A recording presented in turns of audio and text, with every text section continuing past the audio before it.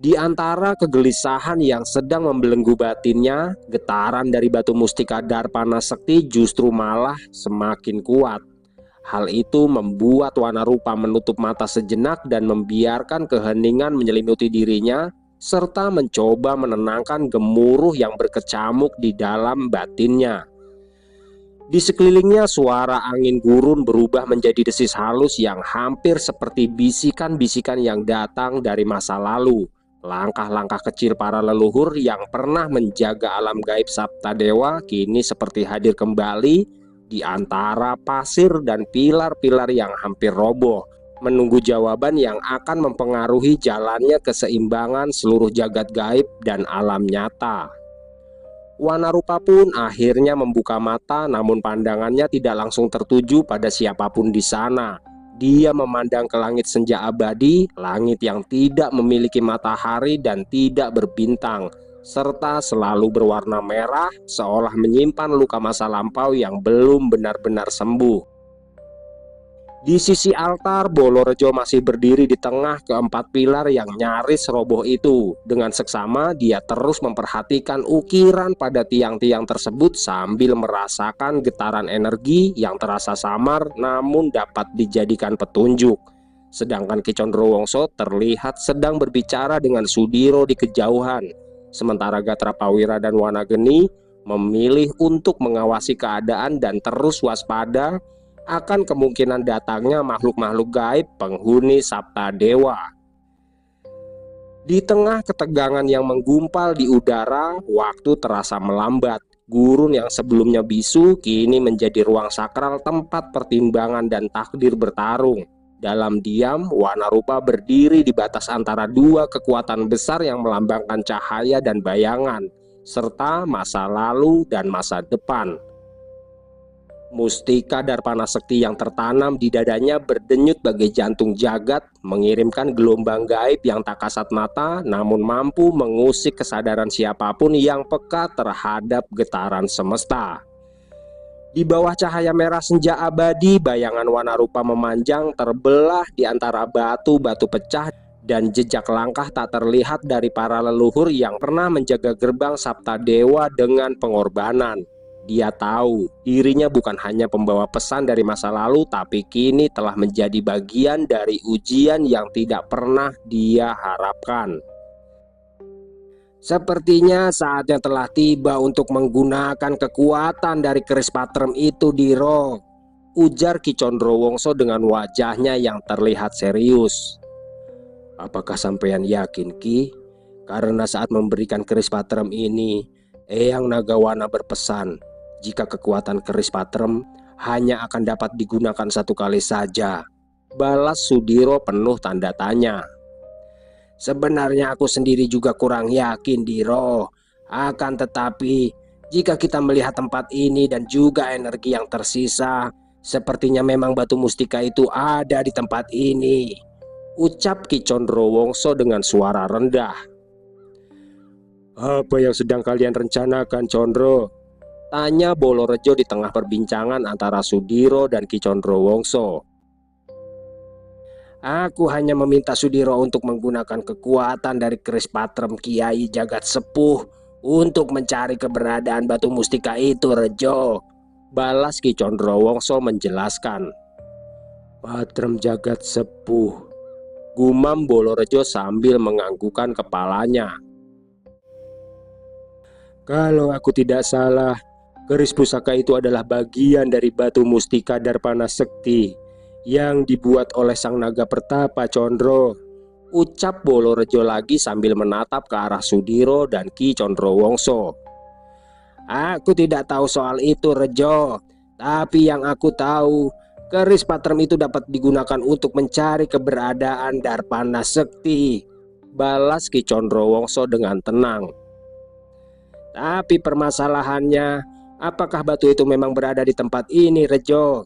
Karena jika batu itu tidak berada di sini, kita tidak memiliki kesempatan kedua untuk menggunakan kekuatan dari keris patrem itu, imbuh Ki Condrowongso sambil menatap Bolorejo dalam-dalam.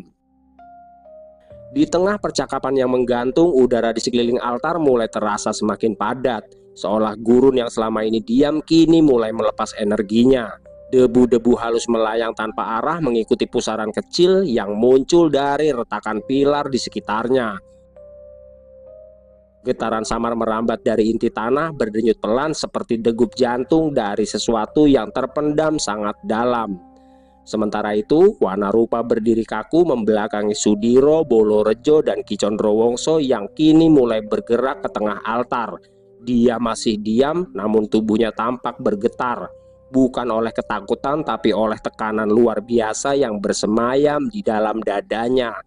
Batu mustika Darpana Sekti kini bergetar dalam gelombang yang lebih tinggi, membuat hawa di sekelilingnya terasa hangat dan sangat menusuk. Di tengah altar yang dikelilingi 4 pilar itu, Sudiro perlahan mengangkat keris patrem jagat sepuh, dan tidak lama berselang cahaya samar mulai terlihat menyelubungi bilah keris pendek itu, lalu menari perlahan seperti api kecil yang mencoba hidup di tengah badai. Tanpa kata-kata, Sudiro pun menanamkan niat ke dalam pusaka itu, dan seketika pancaran energi membentuk garis tipis yang menjulur dari ujung bilah ke permukaan altar. Sinar berkilau yang menjulur dari keris patrem itu kini menyentuh permukaan tempat Wanarupa berdiri. Namun sosok makhluk gaib yang memiliki kemampuan meniru itu tidak bergeming. Dalam keheningan, wajahnya menyiratkan pergolakan batin yang makin memuncak. Di satu sisi, batu mustika yang melekat di dadanya mulai menunjukkan getaran energi yang seolah menyambut energi lain yang berasal dari keris patrem Kiai Jagat Sepuh. Riak energi halus mulai menyebar dari tubuhnya, berdenyut dalam irama yang sama dengan cahaya yang terpancar dari keris patrem. Dua kekuatan itu seperti kutub dari satu sumber yang sama, kini saling memanggil dan saling menggoda untuk menyatu. Gurun Saptadewa yang tadinya hanya bisu kini mulai mendesah pelan dalam gelombang energi yang menyusup hingga ke tiap butir pasir. Wanarupa terus menundukkan kepalanya, bahunya berguncang bukan karena gentar, tapi karena beban pilihan yang mulai mencapai puncaknya. Di balik wajah yang nyaris tanpa ekspresi itu, kesadaran masa lampau dan masa kini saling berbenturan.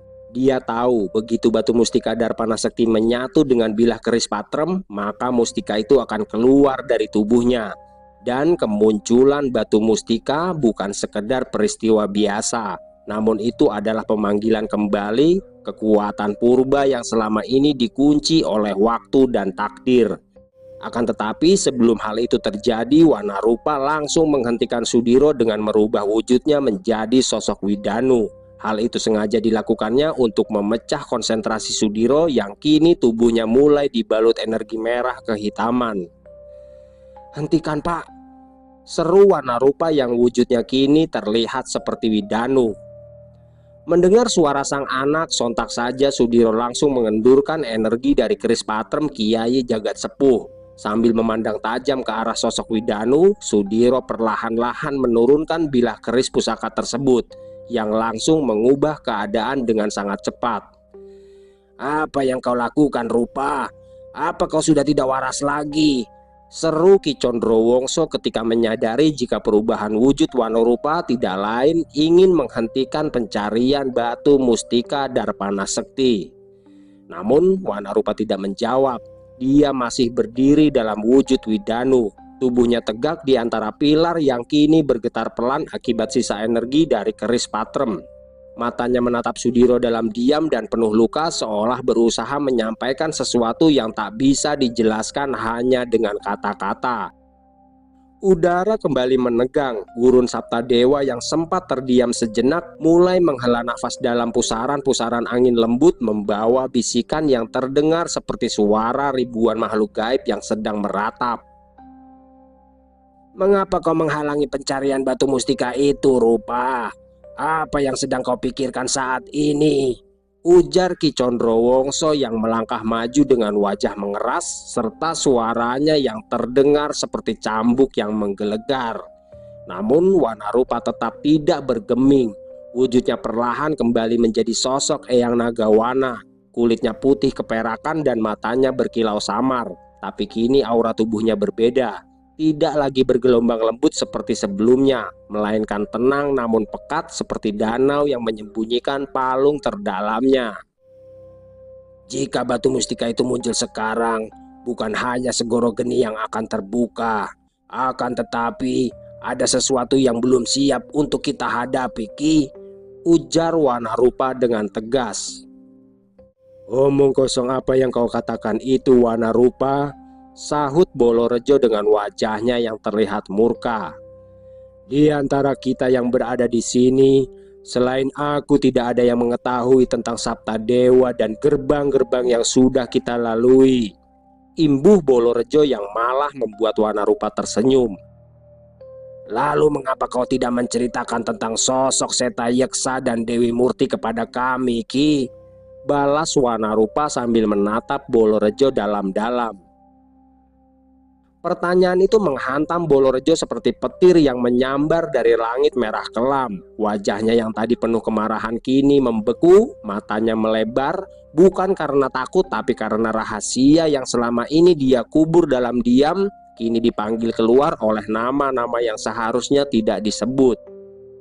Sepertinya kau telah mengetahui tentang rahasia terbesar dari Sabta Dewa, Wanarupa, dan sepertinya kau juga telah mengetahui di mana keberadaan batu mustika itu, ujar Bolorejo yang langsung merubah wujudnya menjadi sosok makhluk bertubuh besar dengan akar-akar kayu yang keluar dari punggungnya. Apa maksudnya ini, Rejo? Tanya Ki Condrowongso yang langsung melesat menjauh dari Bolorejo yang juga diikuti oleh Sudiro dan Wanarupa. Bolorejo yang sudah memasuki wujud terkuatnya kini berdiri tegak dengan tatapan tajamnya ke arah Sudiro, Ki Condrowongso, Wanarupa, Wanageni, dan Gatra Pawira. Dan entah apa yang ada dalam pikirannya, Bolorejo langsung menyerang kelimanya tanpa sedikit pun rasa ragu dan tanpa peringatan. Sosok yang selama ini mereka anggap sebagai sekutu kini berubah menjadi ancaman yang menakutkan. Serangan Bolorejo datang bagaikan badai yang menerjang hebat. Akar-akar raksasa muncul dari punggungnya bergerak liar menebas udara dan menghantam tanah altar, membuat retakan-retakan baru menyebar seperti luka terbuka di gurun Sabta Dewa. Ki Condrowongso bergerak cepat menangkis salah satu serangan akar dengan tongkat kayunya yang memancarkan kilatan putih. Suara benturan kayu berdentang keras ketika keduanya beradu.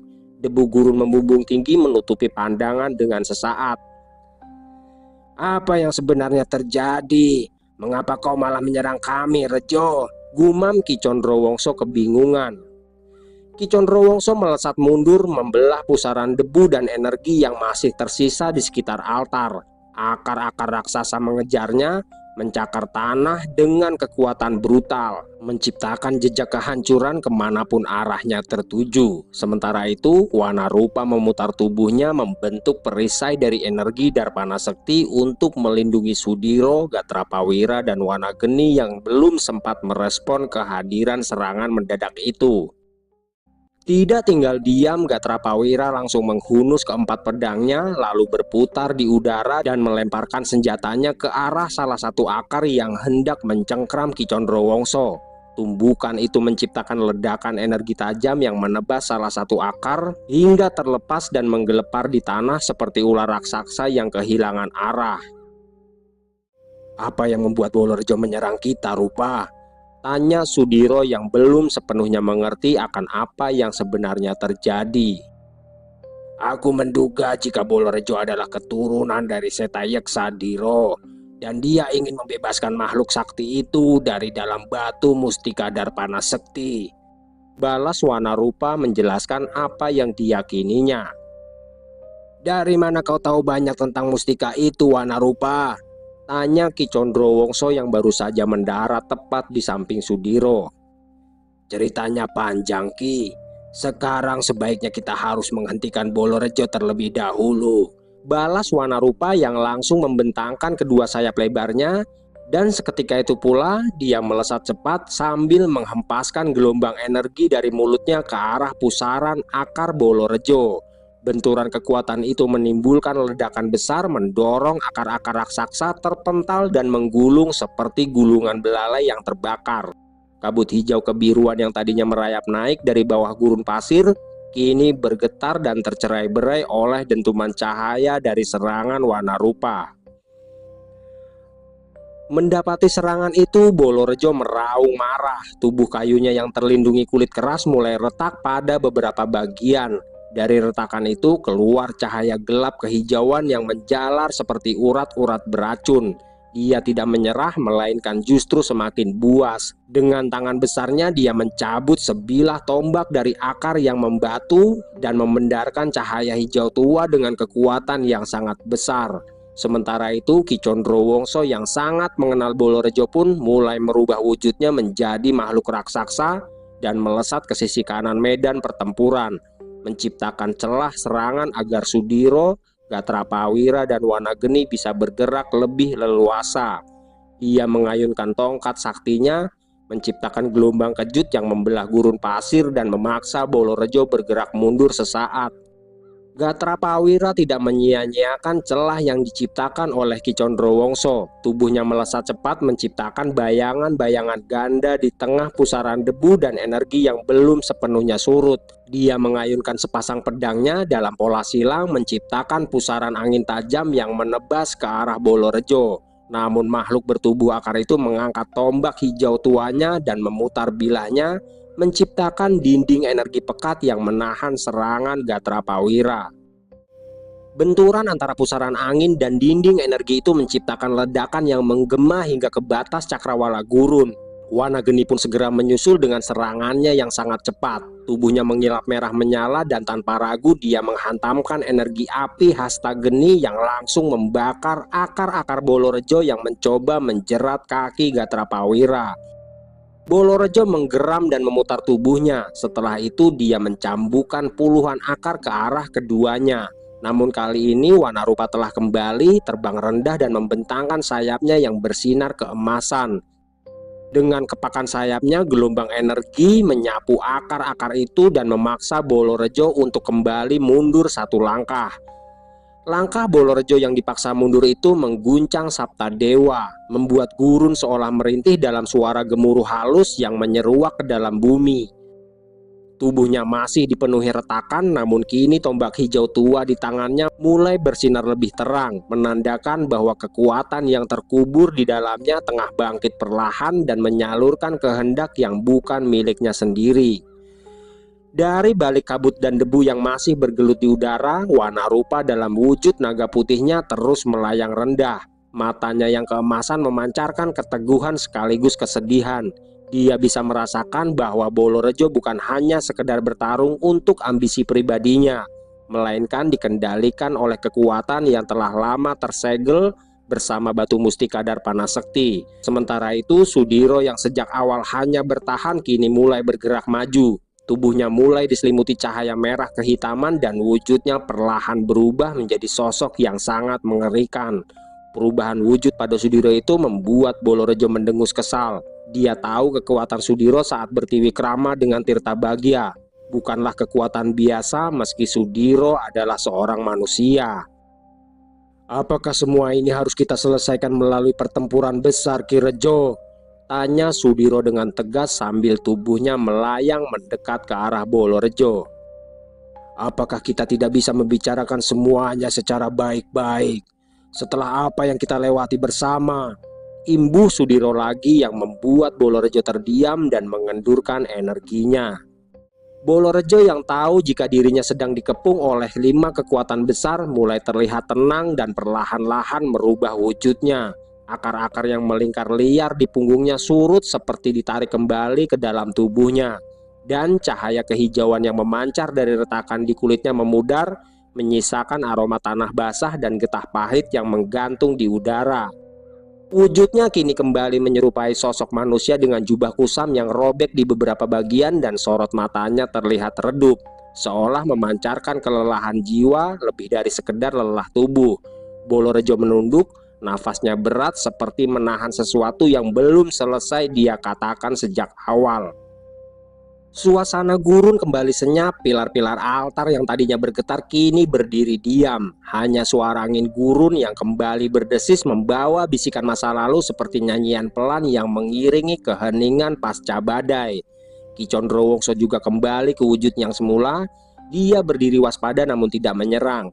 Begitu juga dengan Gatrapawira, Wanageni, dan Wanarupa terlihat waspada dengan tetap menjaga jarak dan memberi ruang bagi penjelasan yang mungkin bisa menyelamatkan mereka dari pertumpahan darah sesama saudara. Sudiro tetap melayang di udara, matanya menyala redup dalam rona merah kehitaman. Dia menatap Bolorejo namun nada suaranya tidak berubah, tegas dan tidak menghakimi. Bolorejo akhirnya mengangkat wajahnya, matanya kini tampak basah bukan karena takut, tapi karena beban rahasia yang telah dia pikul sendiri selama ratusan tahun. Segalanya tidak sesederhana itu, Diro, ucapnya pelan nyaris seperti bergumam. Aku memang keturunan Setayeksa, imbuh Bolorejo dengan tegas. Mendengar apa yang dikatakan oleh Bolorejo, Wanarupa mendarat perlahan, lalu berubah kembali ke wujud aslinya. Dia berdiri tidak jauh dari Bolorejo sambil menatapnya dengan pandangan yang tidak menyimpan kebencian, melainkan pengertian yang pahit. Dan apakah kau ingin membebaskan Setayeksa karena darahnya mengalir di tubuhmu, Ki? Atau itu hanya karena sebuah keyakinan semata? Tanya Wanarupa lirih. Aku ingin mengetahui sebuah kebenaran, Rupa, balas Bolorejo dengan tenang. Kebenaran apa, Rejo? Ceritakanlah semuanya, sahut Ki Condrowongso penasaran. Kebenaran tentang siapa yang sebenarnya telah berkhianat dan siapa yang telah dikorbankan. Selama ini aku hanya mengetahui cerita dari para leluhurku.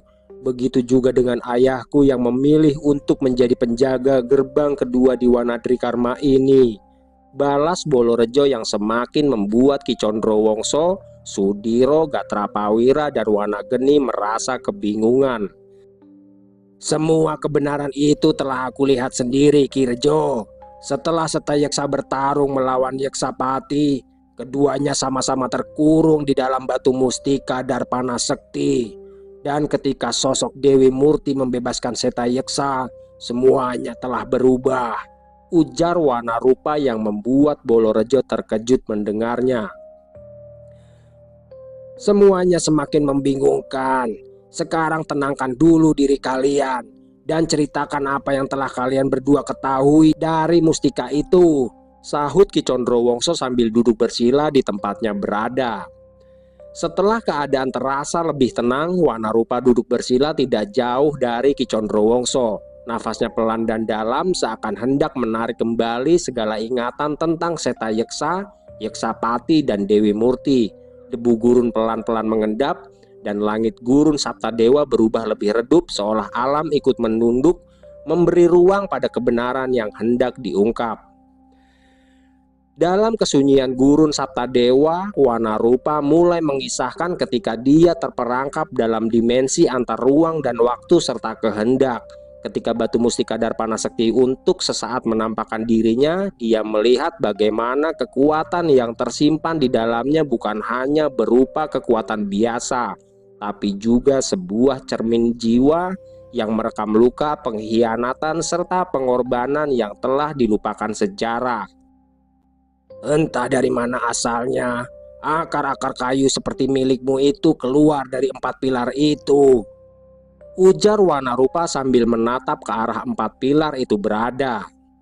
Setelah melilit kakiku, aku seolah tidak memiliki kekuatan untuk melawan. Hingga akhirnya kesadaranku dibawa masuk ke dimensi lain oleh sebuah kekuatan besar. Di sana aku melihat sosok raja dari sebuah kerajaan gaib besar yang bernama Setayeksa. Imbuh Wanarupa yang membuat keadaan di Saptadewa terasa semakin hening. Wanarupa terus melanjutkan ceritanya hingga akhirnya sampai pada kesimpulan cerita yang membuat Sudiro, Ki Condrowongso, Bolorejo, Gatrapawira, dan Wanageni merasa sangat terkejut. Jadi batu mustika Darpana Sekti itu ada di tubuhku, Diro, ujar Wanarupa sambil menundukkan kepalanya. Hening seketika melingkupi gurun Saptadewa. Debu yang sempat berputar lambat di udara mendadak jatuh tanpa suara, seakan segala unsur di alam itu turut membeku mendengar pengakuan Wanarupa. Wanarupa masih menunduk, tubuhnya bergetar halus bukan karena takut, melainkan karena beban yang dia simpan sendirian akhirnya pecah di hadapan sosok-sosok yang pernah dia percayai. Cahaya samar dari kulitnya mulai tampak berdenyut, seperti jantung kedua yang berdetak dari dalam, memancarkan kilau keemasan dengan kilatan hijau samar, pertanda bahwa batu mustika Darpana Sekti memang tersembunyi di dalam dirinya. Ki Condrowongso menahan nafas, matanya melebar sejenak. Bahkan Gatra Prawira yang selalu tenang tampak terpaku dalam diam. Wanageni bergeming, tapi pandangannya berubah menjadi lebih dalam, menyelami makna dari semua yang telah terungkap. Sementara Bolorejo yang semula berdiri dengan penuh amarah dan kebingungan kini menunduk perlahan. Matanya menatap tanah dan tangannya yang besar perlahan mengepal. Wanarupa lalu melanjutkan ceritanya dan membiarkan kesadarannya menyambung kembali dengan ingatan yang pernah dia lihat dalam dimensi itu. Dia tidak hanya menyaksikan pertarungan Sekta Yeksa melawan Yeksapati, tapi juga melihat bagaimana mustika itu mengurung keduanya, lalu menjadikan Sekta Yeksa makhluk yang dipenuhi keserakahan dan ingin menguasai jagat gaib serta alam nyata setelah Dewi Murti membebaskannya. Wanarupa melanjutkan kisahnya tentang Dewi Murti yang tidak semata-mata mengunci kekuatan Sekta Yeksa dalam mustika itu, tapi juga memilih Wanarupa untuk menjaga batu mustika Darpana Sekti karena dia tahu jika dia tidak tunduk pada kehendak para leluhur alam itu dan tidak pula condong kepada garis keturunan. Dia adalah sosok yang tidak memilih pihak dan karena itulah Darpana Sekti kini berada di dalam tubuhnya. Kalau benar begitu, berarti kau tidak akan memberikan mustika itu kepada kami, Rupa? Tanya Ki Condrowongso yang telah memahami apa yang disampaikan oleh Wanarupa. Tidak, Ki Condro, karena jika kita menggunakan kekuatan batu mustika itu untuk membuka gerbang Segoro Geni, maka Sekta Yeksa akan terbebas dari belenggu gaib mustika itu, dan aku pastikan kita tidak akan mampu menghadapinya, balas Wanarupa dengan tegas. Mendengar hal itu, Sudiro mulai merasakan sebuah kekecewaan yang besar terhadap Wanarupa, karena dia tahu jika satu-satunya cara untuk dapat menemukan Widanu adalah masuk ke lembah Segoro Geni, dan itu berarti dia harus mendapatkan batu mustika Darpana Sekti yang ada di dalam tubuh Wanarupa. Perasaan berat mulai menjalar dalam dada Sudiro, seolah seluruh nafas dan harapan yang dia bangun selama perjalanan panjangnya perlahan terkikis oleh kenyataan yang tidak terhindarkan. Dia tidak mengatakan apa-apa, hanya memandang Wanarupa dengan sorot mata yang sulit diartikan, antara kecewa, marah, namun juga tetap mengandung sisa kepercayaan. Tapi Wanarupa tidak lagi menundukkan kepalanya. Dia berdiri tegak dengan cahaya keemasan samar yang masih berdenyut dari balik kulitnya. Dia tahu keputusan itu akan memisahkan jalan mereka. Dia juga tahu bahwa kebenaran yang dia ungkap bagai pisau bermata dua, menguak rahasia tapi juga merobek harapan sahabatnya sendiri. Ki Condrowongso menghela nafas panjang lalu menatap ke sebuah arah yang diyakininya menjadi tempat dari gerbang lembah Segoro Geni. Gurun Saptadewa kini kembali sunyi, seolah alam pun menunggu apa yang akan terjadi berikutnya. Angin kering yang membawa sisa-sisa kekuatan pertarungan tadi berputar mengitari 6 sosok yang kini berdiri di tengah dilema besar. Bolorejo memejamkan mata, kini dia mengerti bahwa amarah dan keturunannya bukanlah kunci untuk mengungkap kebenaran masa lalu. Tapi dia juga sadar jalan menuju kebenaran tidak akan terbuka hanya dengan menunduk pada kekuatan semata. Wanageni diam-diam mulai mengatur aliran energi dan kekuatannya. Dia tahu jika Sudiro memutuskan untuk melawan, maka pertarungan baru akan meletus. Dan kali ini bukan lagi sekedar pertarungan melawan sosok penjaga gerbang seperti pertarungan-pertarungan mereka yang sebelumnya. Tapi pertarungan itu akan menjadi perang saudara demi pilihan pribadi semata. Dalam kesunyian yang mencekam itu, Sudiro melangkah perlahan, tidak ke arah Wanarupa, tidak juga menjauh. Langkah itu ragu, penuh luka, tapi penuh tekad. Satu langkah kecil namun bisa menentukan nasib alam nyata dan juga alam gaib. Dan kini hanya ada dua pilihan yang tersisa di antara mereka: melanjutkan perjalanan bersama dalam ketidakpastian, atau saling berhadapan untuk memperjuangkan apa yang mereka yakini sebagai satu-satunya jalan. Langit gurun Saptadewa tetap merah temaram seperti senja yang enggan berganti malam. Dan di sanalah sejarah baru mulai menulis dirinya sendiri, dengan darah, kesetiaan, dan keputusan yang tidak bisa ditarik kembali. "Apakah kita akan bertarung demi batu mustika itu, Rupa?" tanya Sudiro dengan suara berat yang menggambarkan banyaknya keraguan yang ada dalam hatinya. Wanarupa memandang Sudiro dalam-dalam tanpa mengucapkan sepatah kata pun. Pertanyaan itu menggantung di udara, berat seperti pusaka yang terayun di atas benang waktu. Angin gurun menyentuh wajah mereka seolah mencoba menghapus ketegangan yang telah menggumpal terlalu pekat. Sudiro masih berdiri dengan nafas berat. Cahaya merah kehitaman dari tubuhnya perlahan meredup namun tidak padam. Dia tidak sedang mengancam tapi sedang menimbang antara persahabatan dan tujuan, serta antara harapan dan keputusan. Wanarupa akhirnya mengangguk pelan, tapi bukan sebagai jawaban persetujuan. Dia mengangkat kepalanya, matanya kembali memancarkan kilau keemasan yang damai namun kokoh. Suaranya lirih tapi tegas, seolah berbicara dari kedalaman jiwanya sendiri. "Jika hatimu memilih untuk bertarung, maka aku tidak akan lari, Diro. Tapi bukan karena aku ingin melawanmu, melainkan karena aku harus menjaga apa yang telah dipercayakan kepadaku. Meskipun itu berarti harus kehilangan satu-satunya orang yang mengerti luka perjalananku selama ini," ujar Wanarupa dengan tegas. Semua yang ada di gurun Saptadewa terdiam. Bolorejo menunduk dalam, tangan besarnya gemetar entah karena luka atau beban masa lalu. Ki Condrowongso menyentuh tanah dengan ujung tongkatnya, membiarkan getarannya menyatu dengan debur waktu. Wanageni dan Gatrapawira saling pandang, tak satu pun dari mereka ingin menyaksikan retaknya persahabatan yang telah ditempa oleh perjalanan panjang. Dalam diam yang menggantung itu, gurun Saptadewa seolah menahan nafasnya, seakan enggan menyaksikan benturan antara dua sosok yang pernah berjalan beriringan dalam kesetiaan dan pengorbanan. Sudiro menatap Wanarupa tanpa berkedip. Tatapannya bukan lagi penuh amarah, melainkan ketegangan antara kehendak hati dan nuraninya. Dia tahu dalam dirinya tersimpan tekad yang sangat kuat untuk menemukan Widanu. Namun dia juga tidak sanggup memungkiri bahwa di hadapannya berdiri makhluk yang telah menjaga terlalu banyak luka dunia dan menyimpannya sendirian selama ini. Kilatan api samar kembali menyala di sekitar tangan Sudiro, seperti gema dari pilihan yang tak pernah dia inginkan.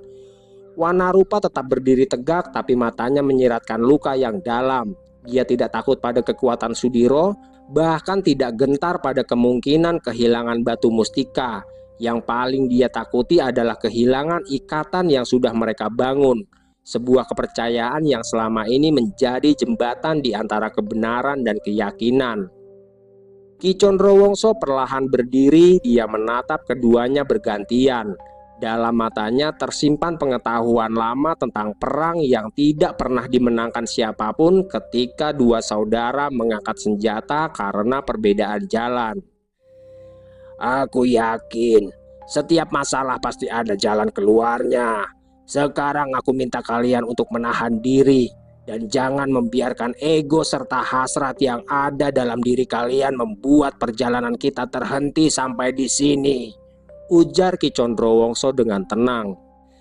Kata-kata Ki Condrowongso menggema pelan di tengah gurun Saptadewa, tapi daya yang menyertainya seperti aliran angin tua dari pucuk gunung tertinggi menyusup ke celah-celah kesadaran yang nyaris runtuh. Sudiro menunduk, perlahan mengepalkan tangannya. Api merah kehitaman yang mengelilingi tubuhnya mulai menghilang, menyisakan cahaya hangat yang surut bersama nafasnya yang berat. Tidak ada lagi gejolak yang ingin melukai, hanya sisa-sisa perasaan yang belum menemukan jalannya. Wanarupa pun menghela nafas lega. Dia mengangguk hormat ke arah Ki Condrowongso lalu menoleh pada Sudiro. Pandangan mereka bersinggungan bukan sebagai musuh, tapi sebagai dua jiwa yang sama-sama tersesat dalam keinginan yang terlalu dalam. Bolorejo yang sejak tadi diam kini berjalan perlahan lalu duduk bersila di sisi altar di antara pilar-pilar yang mulai tenang. Tubuhnya masih memancarkan cahaya samar yang menandakan bahwa pertempuran sebelumnya sedikit melukainya. Tapi wajahnya tidak menunjukkan penyesalan, hanya ketenangan dan pemahaman bahwa kekuatan tidak seharusnya digunakan untuk membuktikan kebenaran, melainkan menjaga keseimbangan agar kebenaran bisa ditemukan. Gatra Pawira dan Wanageni menurunkan kewaspadaannya. Keduanya menghampiri Ki Condrowongso lalu duduk dalam keheningan yang penuh pengertian. Tidak ada yang perlu dijelaskan lebih jauh karena semua telah menyaksikan betapa tipisnya batas antara keyakinan dan kehancuran. "Maafkan atas sikapku tadi, Rupa," ujar Sudiro sambil menatap ke arah sahabat gaibnya itu. "Aku pun demikian, Diro. Maafkan atas sikapku yang malah menghambat jalanmu menuju ke lembah Segoro Geni," balas Wanarupa dengan tenang. "Kita sudah melewati banyak pertarungan dan juga banyak ujian di Wanadri Karma. Jadi kita juga akan kembali menemukan jalan keluar dari permasalahan ini," sahut Ki Condrowongso yang membuat Sudiro, Wanarupa dan Bolorejo kembali mempercayai satu sama lain.